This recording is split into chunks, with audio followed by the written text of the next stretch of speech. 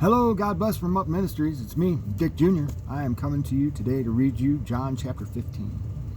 I prayed, asked God to help me to speak with you today before I started this, and I suggest that you pray also before you place yourself in His Word, asking for knowledge, wisdom, and understanding specifically. And He's going to give them to you because He doesn't want us to be in the dark about His Word. So I'm going to cut a lot of the other stuff I've been saying out because it's time saving. You can watch any one of 100, 300 videos to hear me say that same thing over and over. But I suggest you pray, okay? Because I know that He answers prayers, and if you don't ask, you are not going to receive it. I'm going to make it short. Just saving a little time on these videos. So I prayed. Let's get started here in chapter 15, verse 1. I am the true vine, and my Father is the vine dresser. I have a reference in my Bible to Psalms 80, verse 8. It says FF, I'm not sure. But I also wrote in Isaiah 11:1 and Joel 2:22. So I think that that's very important, those references, because I wrote in some. Usually when I write them in, it's important. I am the vine, and my Father is the vine dresser.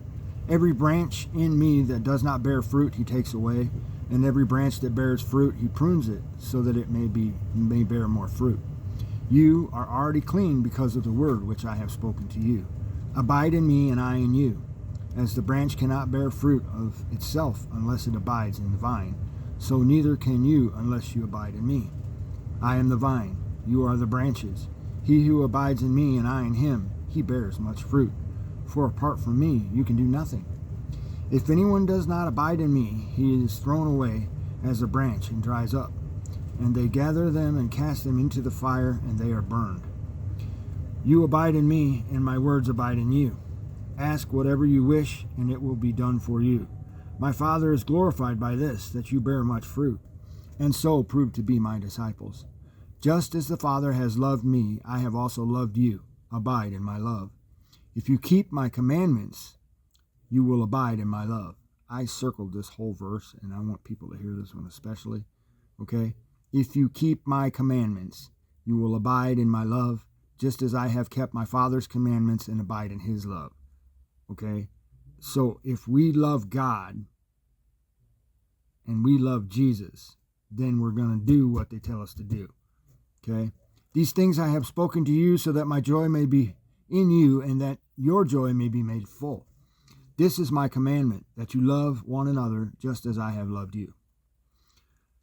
Greater love has no one than this, that one lay down his life for his friends. You are my friends if you do what I command you. I circled that one too. If you don't do what Jesus commands, you're not His friend. And that just doesn't mean accepting the gift of salvation. Okay? That means learning in here and doing what He tells us to do, which includes lots of love and very little bickering. So if this bickering thing is part of you, then you need to work on it. I'm working on it because I'm a bickering kind of guy too.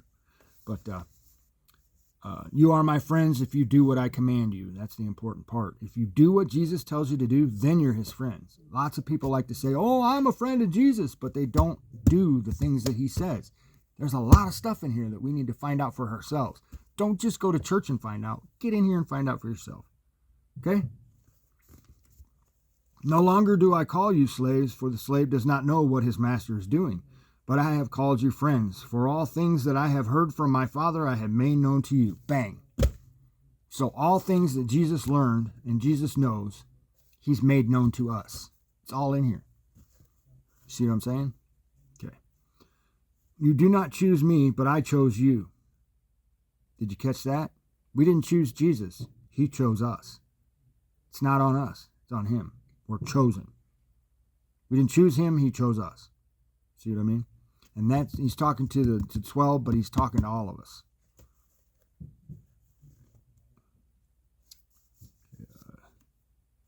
Lost my spot. He chose you and appointed you that you would go and bear fruit, that your fruit would remain, so that whatever you ask of the Father in my name, He may give to you. This I command you, that you love one another. Twice.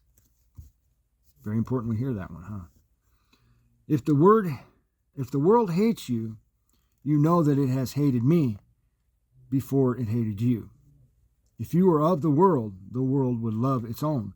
But because you are not of the world, but I chose you out of the world, because of this the world hates you. Remember the word that I said to you, a slave is not greater than his master. If they persecuted me, they will also persecute you. If they kept my word, they will keep yours also. But all these things they will do to you for my name's sake, because they do not know the one who sent me. If I had not come and spoken to them, they would not have sin. But now they have no excuse for their sin. He who hates me hates my Father also. If I had not done among them the works which no one else did, they would not have sin. But now they have both seen and hated me, and my Father as well. But they have done this to fulfill the word that is written in the law. They hated me without cause. When the Helper comes, whom I will send to you from the Father, that is the Spirit of truth, who proceeds from the Father, he will testify about me, and you will testify also, because you have been with me from the beginning.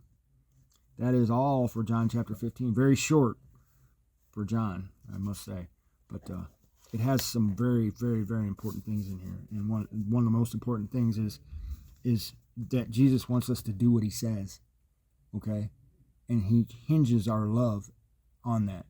If we love him, we will do it, which means if we don't, we don't. It's pretty simple logic. Also, that he chose us. We didn't choose him. So it's nothing about us. It's all about him. If it wasn't for Jesus choosing me, I wouldn't be where I'm at today.